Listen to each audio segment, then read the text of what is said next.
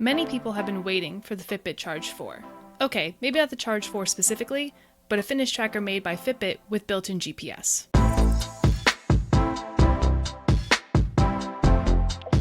A device like that hasn't existed since the Fitbit Surge was discontinued in 2017. For the past few years, you could only get built-in GPS if you went all in on one of Fitbit's smartwatches.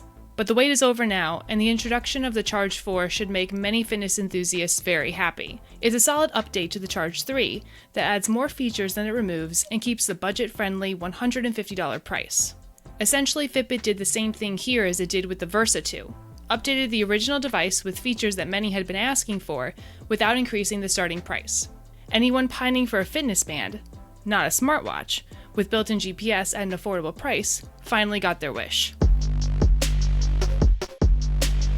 Let's go over the basics. The Fitbit Charge 4 tracks daily activity and sleep, as well as indoor and outdoor workouts. The latter is made better by the addition of built-in GPS, which the Charge 3 did not have. Now you can go out for a run or a bike ride and map the route without dragging your smartphone with you.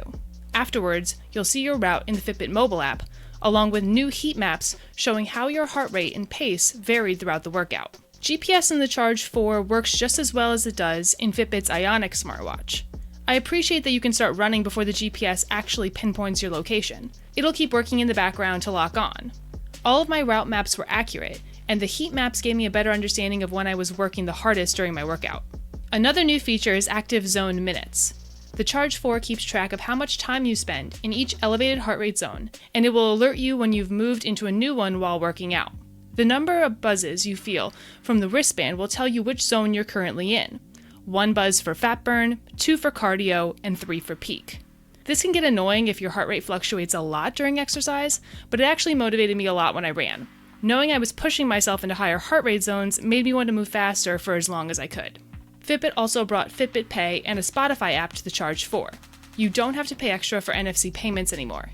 It's a standard feature on the Charge 4, and that's great to see.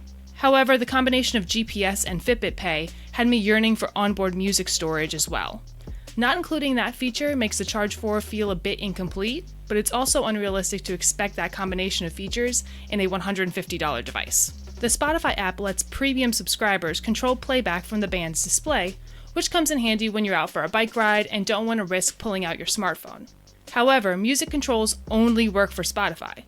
If you're listening to literally anything else, you'll have to reach for your smartphone.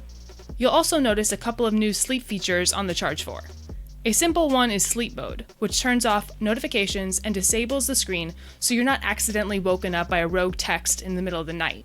It's a simple scheduling feature, but it's one that you'll use daily once you set it up.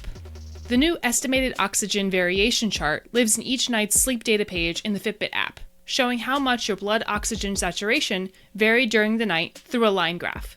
Most people won't see huge fluctuations here, but it's just refreshing to see evidence of the Charge 4's SpO2 monitor in action. Select Fitbit devices have had these sensors for years, but they haven't been active until recently.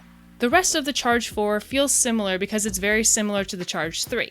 In fact, they're nearly identical twins with the same OLED touchscreen, inductive side button, and interchangeable bands. The battery life remains solid. Fitbit estimates you'll get up to 7 days with regular use, or up to 5 hours while using the GPS.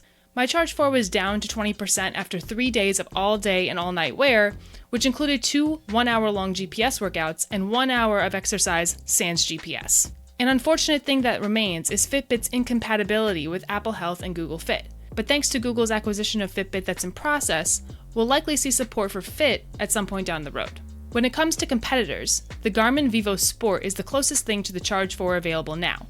At $170, it has built-in GPS, a better battery life with the GPS enabled, onboard controls for general audio playback, and compatibility with Garmin's Live Track feature. The Charge 4 has a few advantages though, namely Fitbit Pay and a price tag that's $20 cheaper. But what's common between these two fitness bands is their limited smartwatch capabilities. Both only have a handful of onboard apps, and they're generally not as intuitive to use as the ones you get on a full smartwatch. But fitness bands are designed to, first and foremost, track fitness. Anything else is icing on the cake. The Fitbit Surge came to my mind immediately when the Charge 4 was announced. In its prime, it was the most capable fitness band the company had ever made, despite its ugly, clunky exterior.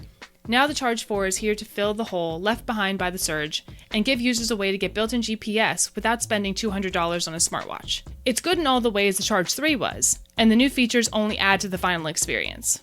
And at $150, it's one of the most affordable GPS wearables available today.